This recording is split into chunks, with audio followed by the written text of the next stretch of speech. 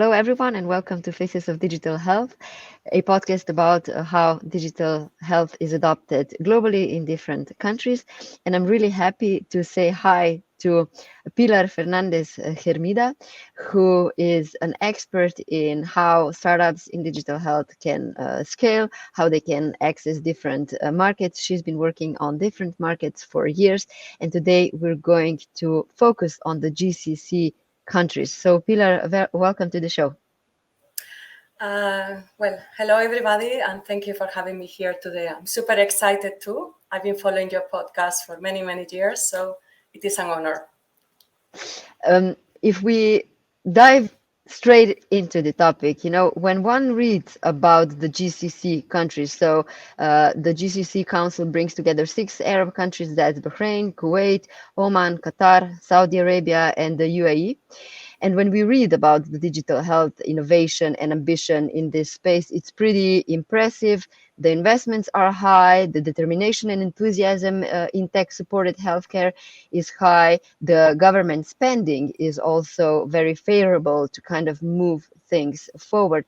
If I just mention some numbers, from a region-wide perspective, the investments went from $2.4 billion in 2016 to more than $30 billion in 2021, and that's actually projected to go even higher. So how would you describe the ecosystem and the drive behind this positive attitude towards innovation and healthcare digitalization in this area?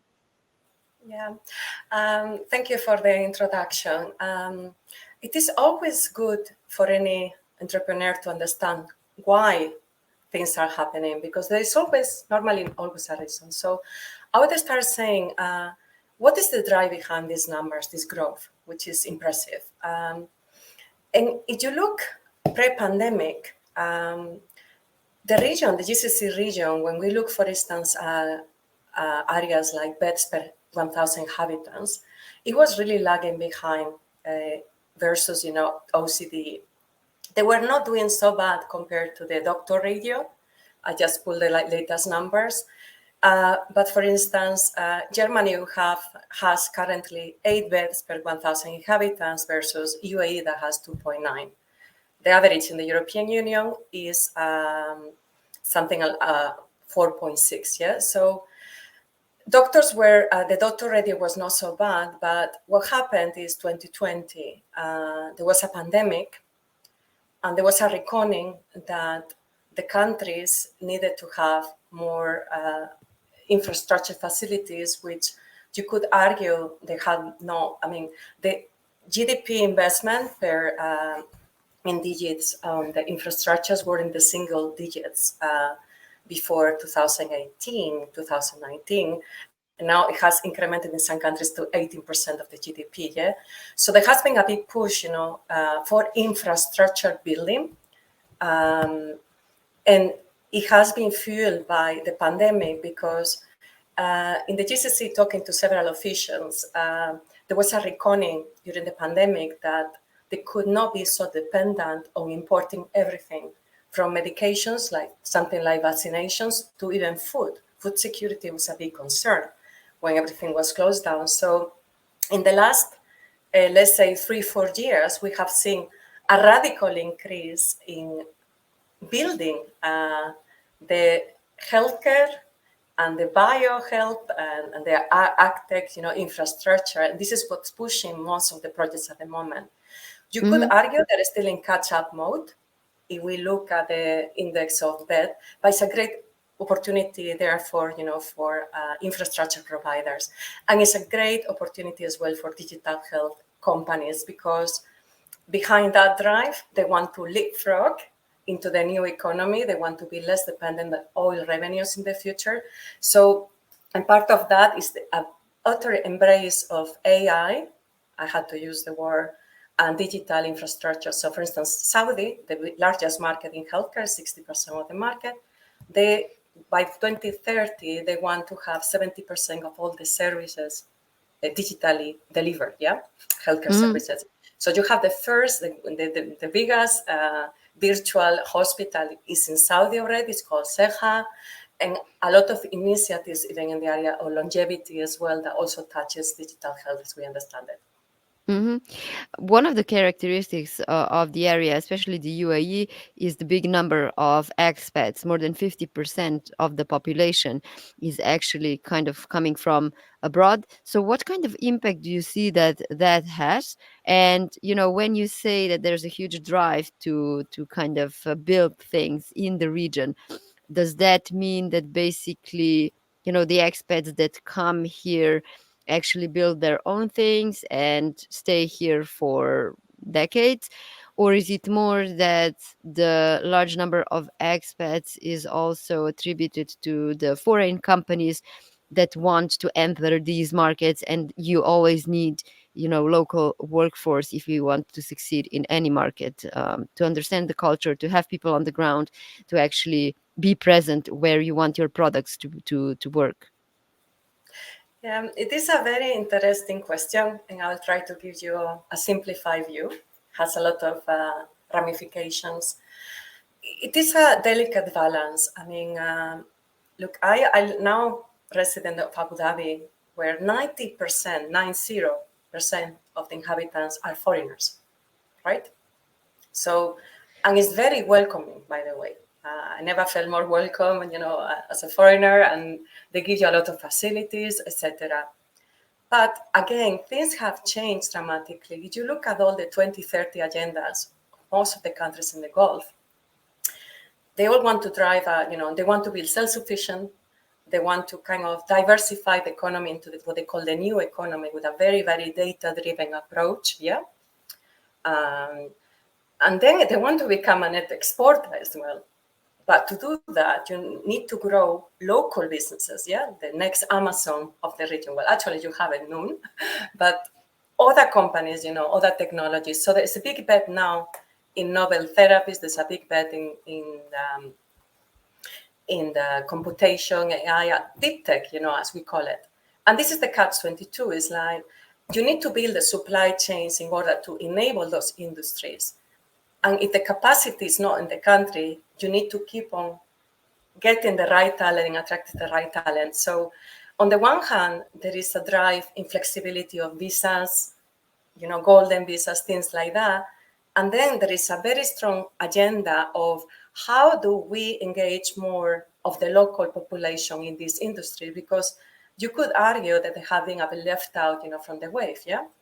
And so, for instance, UAE has an Emiratization program. Saudis has a Sauditization program. They want the companies to come, or the people to come here and build things, also for the local population. They want even, corporates, or industries to have a shadowing program to involve Emiratis. They're pushing a lot of know-how transfer with academia, bilateral exchanges, because the idea is that, and specifically you notice that more in Saudi, because in Saudi, 60% of the population is Saudi, is local.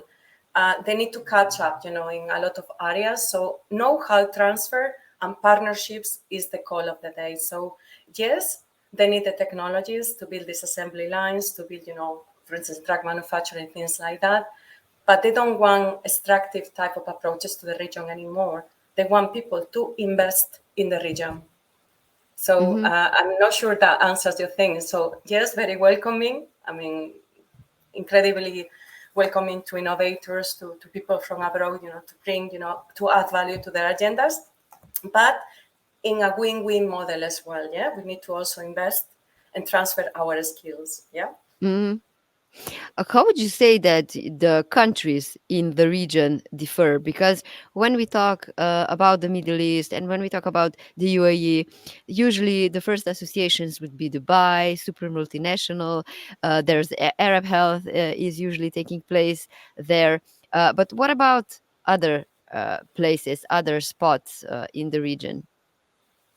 I mean, it's so different. Even the Emirates, just to put it, on a old world perspective, it's only 52 years old, yeah? 52, yeah? So 7 Emirates got together. So when you go from Sharjah to Abu Dhabi, well, rather Sharjah to Dubai to Abu Dhabi, it's intrinsically a very, very different, landscape. Um, Abu Dhabi and Dubai had their own, for instance, in healthcare, they had their own healthcare entities. Yeah.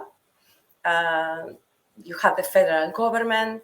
So it is different players, different dynamics, different management and rulers, so you have to adapt. And then Saudi Arabia is more, let's say, centralized, it's one kingdom, yeah.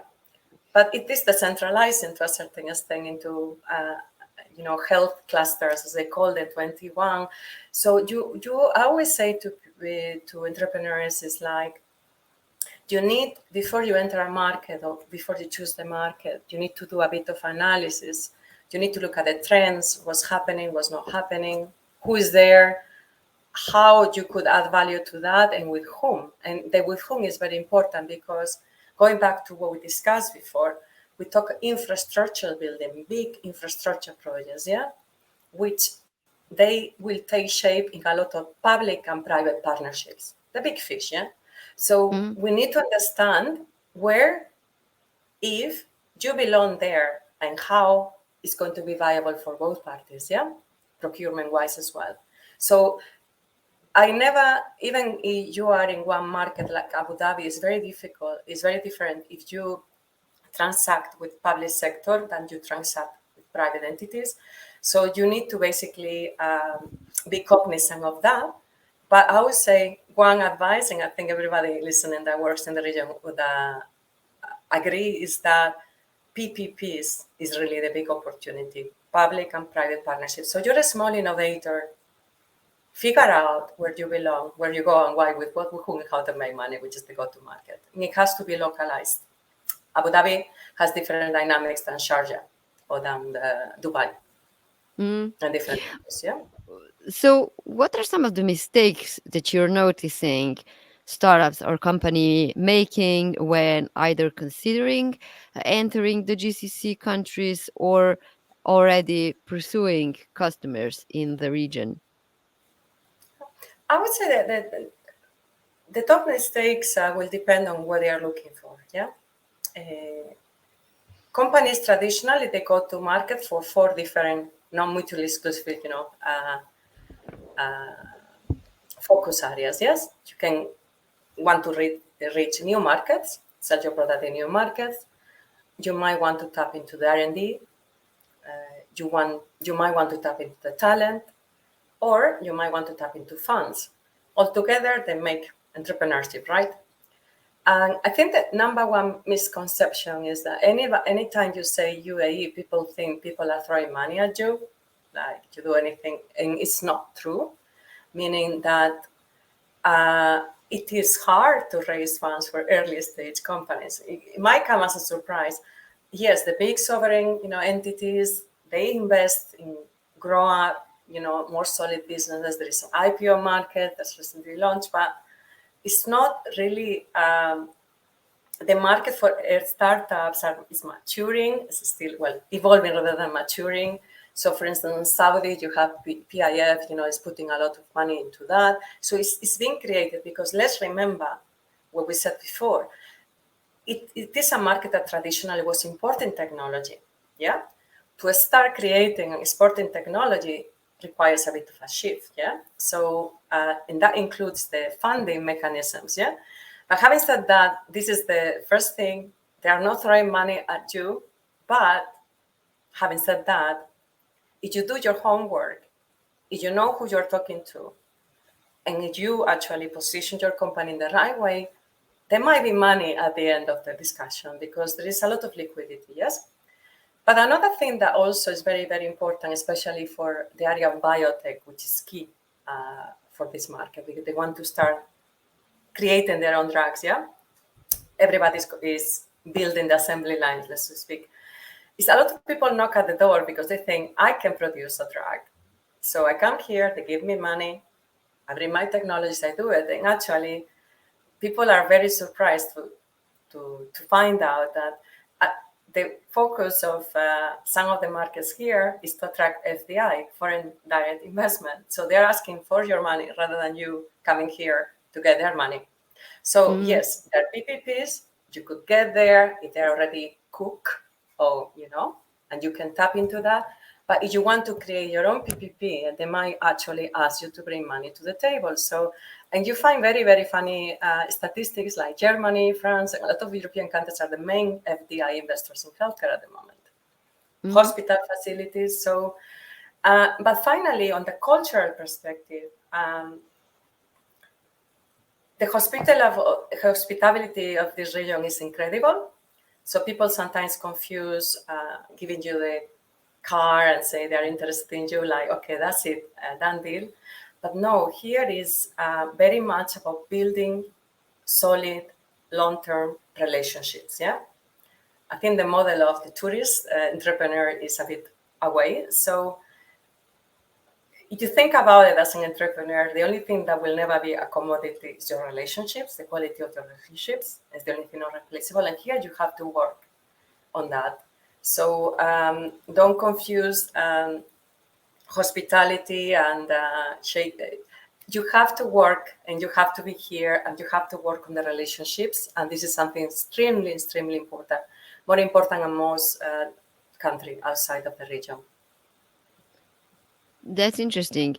Yeah. So basically, you have to give the impression that you're not just in the region for 1 or 2 years, but that you actually are there for a long time and are planning to make an impact. Yeah, it's an impact. I mean, we're talking value. I mean, the relationships are about bringing value to each other as opposed to transactional things. And you could end up in 2 years, but here is not a thing. This is a cool thing I'm doing. I'm so, intelligent and, your country will benefit. It's more, how can I help you with your plans? How can I add value? If you're thinking about what we said before, FDI, people investing in the country, it's a big drive for companies to set up shop here. And by here, I mean in every country has a program, to attract, companies, yeah? So, and then because they want you to create jobs, they want you to start paying, okay, tax is very limited, but still some tax. Be part of, of the ecosystem, because at the end of the day, in the long term, these are the relationships that matter for them as well. So, first time I came to the region was 20 years ago or 20 plus years ago. It was very, very different, landscape. It was very not transactional. You go there, shake hands, give some business cards. Things will happen sometimes. But now it is busy here, by the way. Another misconception, you're not the first one to discover GCC. You have incredible talent and entrepreneurship coming from India, from a lot of, from Africa as well. So it's going to be busy. And actually, it's very good. I always say, to entrepreneurs in the West, to come to this region, not so much, to bring your valuable IP, but also to learn what other people are working on, because I get a feeling that we're going to end up, for instance, I'm originally from Europe, from Spain, we will end up importing some of those innovations. I am bullish on that. Yes. It's you just got me thinking how the cultural aspect is very specific in the region, because we mentioned that 50% or even more percent of the population are expats, and it's not just expats from one country, but it's actually expats from different countries.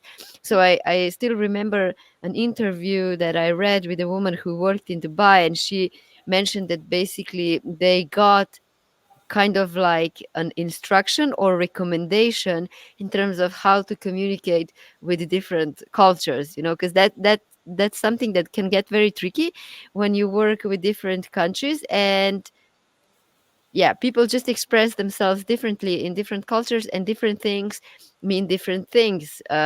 You might be offended by some things even though they were not intended to be offending by the one that said them. So how do you see that the navigation of that goes, and how does that impact the whole innovation landscape, and how solutions are then built for the population here? Yeah, this is a very interesting point, because in our techie or technology world, we always think technology, I always think humans, because we are building for humans. Well, maybe some people might disagree these days, but and humans choose to use this or not. So back to the misconception, this is a culture like in some Southeastern Asian culture as well, like for instance in India, where people will not say no to you. It's very rude to say no, which goes against a lot of countries in Europe where we can be a bit more abrupt. Yeah, we say this is no. Where I used to live in Holland, if it's no, it's no, right? Here it's never going to be a no. Yeah. So, but they might be telling you a big no. You just have to be able to read that culturally. And that's why I say everybody gets, oh, everybody is so welcoming. Everybody wants to do things with me, because nobody says no. It doesn't mean that they said yes. They say yes. It's a different matter. So always clarify the yes. Mm-hmm. Don't hang on to the no. And India, I mean, Pakistan, a lot of different cultures, they have a very strong impact here as well. And there are also cultures that they do not give you a frontal no as well. Yeah. So that's number one.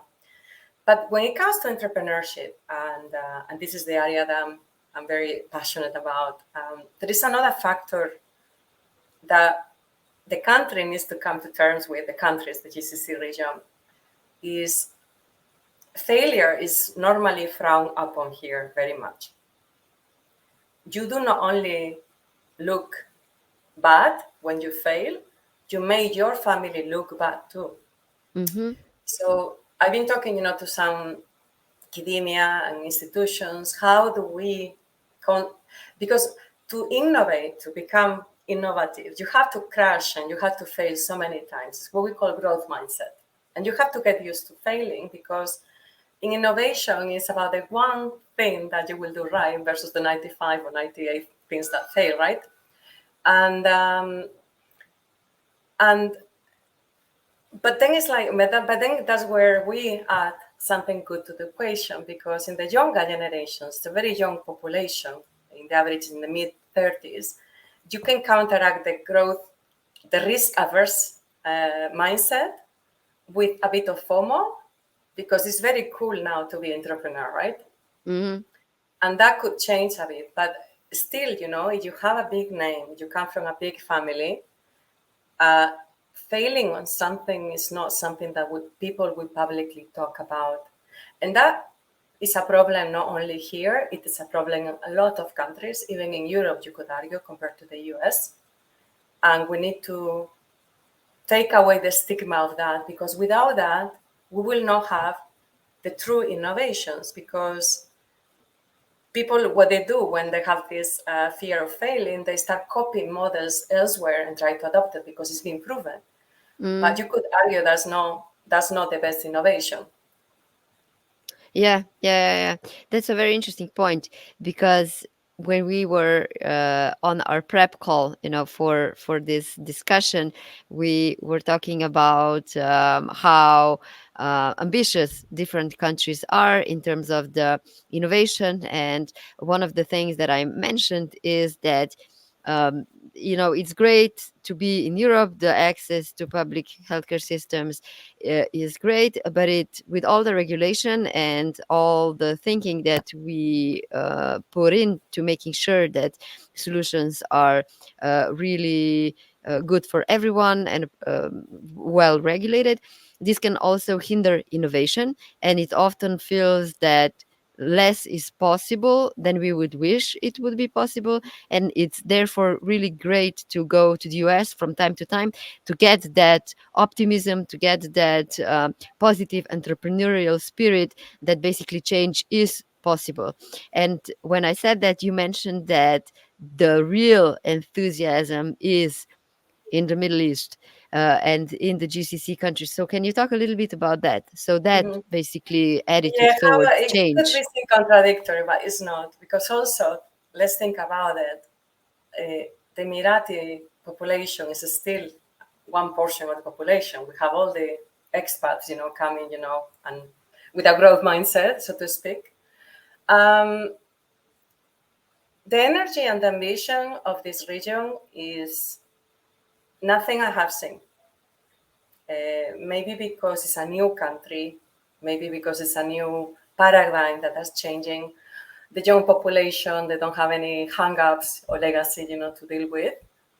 But from there to materializing all that into entrepreneurship, into the new innovations that will power the country, there is still a bit of a leg work to do, yeah? And capacity building is one of the areas that they are at a disadvantage compared to the US because there's no supply chain. I mean, there's no assembly lines for drug manufacturing. There is a lot of pieces missing, like a very, very solid grant system like we have in Europe, IP creating system in Europe, in US. And then the mindset is going to come to hunt those homebound, Emirati entrepreneurs, unless the society starts to shift, a bit. It is shifting. I know incredible, entrepreneurs in Saudi, in UAE that are breaking those barriers, but it still is not something that you will see. They're very energetic, ambitious, but that from that, to launching something that's really path-breaking, there is a bit of falling to do, and this is the area where we need to do. But having said that, you have a lot of foreign entrepreneurs also coming from the MENA region that they don't have that problem, and they are launching a lot of incredible businesses. So for them, there is a very, very thriving market at the moment because there is a lot of need that they need to work on. Yes, it's what we say. The biotech, a lot of infrastructure for hospitals, digitalization programs, and also let's not forget that the big opportunity of GCC might not necessarily be GCC per se. It's the immediate one, GCC Inc. Yeah, but you have Africa as well, and now they are signing free trade agreements. So it's kind of you have all of a sudden like an European Union, but cross MENA and MEASA, because India is also part of that. So I don't see the pictures only GCC. I see GCC as a nice HQ or place to be based, and then that opens the rest of the country. So I would say to anybody, any entrepreneur out there that wants to have a bit of a global strategy, like founders should follow the money, but the money will always follow demographics. So follow the demographics corridor. 80% of the population is in this area called MEASA, Middle East, Africa, and Southeast Asia. It is asynchronous. It is messy at times. It will be very contradictory, even because then we have, going back to one of your questions before, we have to go and look, zooming to country per country, or even, segment per segment, and you will see what the dynamics are, where's the wind blowing, and whether or not there is a place for you there in the ecosystem. Yeah. So it has to be very sniper oriented, rather than targeted. You worked across several different markets, and even now you mentioned, not just the GCC countries, but also the MENA countries. So how would you actually compare these ecosystems in terms of the different approaches that one must take to tackle these markets? Well, you can't compare them, really. I mean, at best, and why, especially in healthcare, because it is the most fragmented market, yeah? Because how we receive, pay, or cover healthcare changes from country to country, and even within the country, yeah? So in that sense, you need to kind of, entrepreneurs tend to go and say, okay, I got this product, where do I go? What is this product good for? And I would say you have to sometimes go backwards, deconstruct it, look at the market, and choose where you should go in that shape, in that, framework. Going back to MENA, I mean, it's such a diverse, Africa has 55, I think it's now 55 countries. GCC, different dynamics. You have high income, low income, middle income. But however, they all have the same problem to a certain extent. It's access to services, and the need, maybe, especially now with novel therapies, more precision medicine type of medicine, they need to develop their own therapies as well, yeah? So I would say, when you choose those markets, follow very much the geopolitics because it does impact. Follow the regulation as well because it does impact a lot, your choices.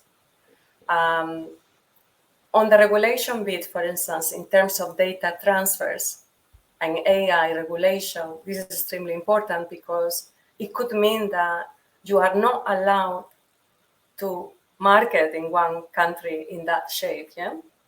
Because data knows no boundaries, but government regulations do have boundaries. Every country is doing their own things. So this is something that you need to follow. And of course, I would also encourage people to look at the level of digital maturity as well, yeah? It could be an opportunity if the digital maturity is not there, of course, but it could be a big problem if you are relying on that. Because at the end of the day, what matters for an entrepreneur is adoption. And for adoption, you need to have something that the market can access, can approve, and can afford. So You how are you or where are you accessible, approvable, and affordable? you just got me thinking, we mentioned how the technology is there, the infrastructure is there, there's new hospitals that are being built, there's technology that's being implemented because of this hunger to be at the forefront of innovation. But what exactly does that mean in terms of good data strategies, knowing what to do with the data and having a clear vision on how you need to build the infrastructure to be able to leapfrog other countries and actually be future proof, not just solving the immediate challenges at hand? So going back to GCC, high income countries in GCC, I mean, as I said, like there might not be that many cars. And by cars, I mean therapies, solutions, homegrown, solutions. But it's a great moment for motorway builders, yes, to become shovels, tech enablers, anybody that will enable, for instance, the drug discovery platforms or life science platforms, or any data-driven, type of, here we're talking aggregators, we're talking anything, that is playing part, these tech enablers that people can build on, yeah? So picks and shovels. It is also a good moment for some tech-enabled solutions, yeah? There is a big drive for virtual hospitals and telemedicine. KSA wants to have 70% of all the services, like the provision of healthcare services, digitally delivered by 2030, yes? You have appetite to try new crazy things as well. I mean, the first holograms I saw, they were in this region, yes? You have the virtual hospital Ceja that has already seen seen virtually like 400,000, patients. And then it's also a very good moment for those providing services, therapies for disease prevalent, for areas that are very prevalent here disease-wise. Metabolic disease, for example, is a big problem. You have the highest percentage in the world of diabetes, yeah, for example. You have cardio issues, etc. So there is a big push at the moment of prevention because a lot of people have chronic disease.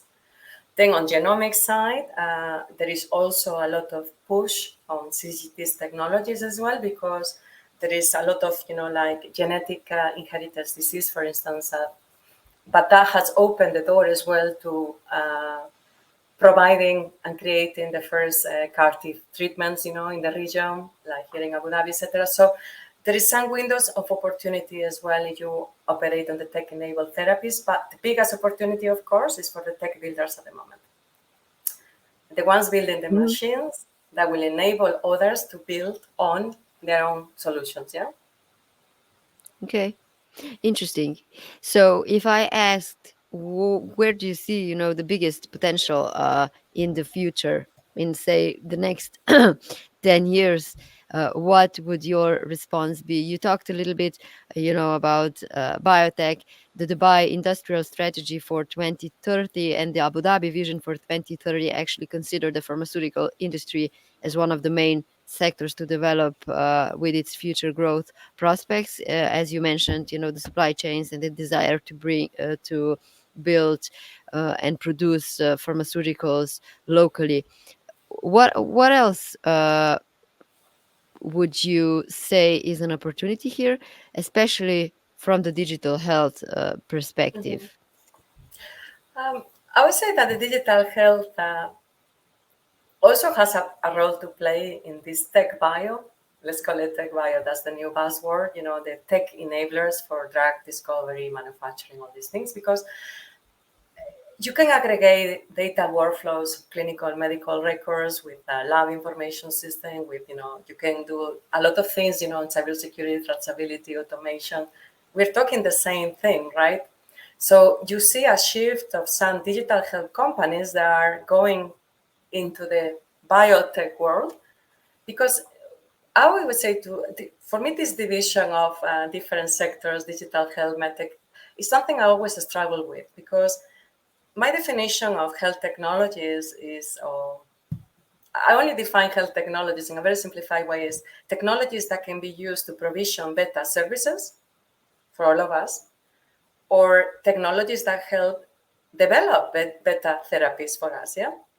You could argue that by this symbiosis of technology with science, or technology with medicine, it will lead to new ways to treat patients. Digital therapeutics is one example, and new ways to even conduct R&D, digital biology.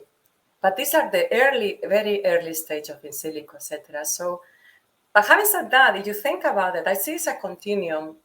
Digital health can add those interfaces to collect anything from prompts, to help, clinical trials, to this. It's part. You are very good at workflows, data workflows, aggregation, interoperability, semantics. You can add a lot of value, because, for instance, something like cell and gene therapies, one of the biggest issue is in a CAR T therapy, the timings, how you coordinate all the different parties, how the systems speak to each other. This could be an interoperable play for anybody who operates in the clinical side. So I don't see that division. So the question to the listeners there, do you see that division? Because I don't. So maybe we could argue on that. But I do see, follow the data. If you are a digital player, it's data driven, right? Follow the data and follow the journey of each of us, When we are not sick, so it's prevention. When you are sick, it's clinical. When we need a drug, it's the lab. Or when they need to make more research to cure more people, yeah? And then the answer is there. I mean, and going back to GCC, I think they will leapfrog. This is a big bet to start creating life science platforms, but teaming that up with computing, AI, like deep tech. And that leapfrog will drive the digital health market as well, and the pending agendas of digital health market, like interoperability. So what I Mm. think is this is where the wind is going. This is where the money is going. This is where attention is going. So I would definitely recommend to find your place there. Whether Pilar, it's thank you so longevity, much. whether it's we all have something to add. And this goes back to what we discussed before: is how you dress, where is your segment, and how did you adapt your USP to the market, always with the point of adding value to the patient or to Mm. the customer. Pilar, thank you so much for all the insights. There's definitely a lot to explore in this market. A pleasure, and hope this entices some people to consider 80% of the world, like MEASA, as we call it. And I would say it is a great opportunity, but it's always about execution, yeah? So this is the area where we all have to strive, to achieve.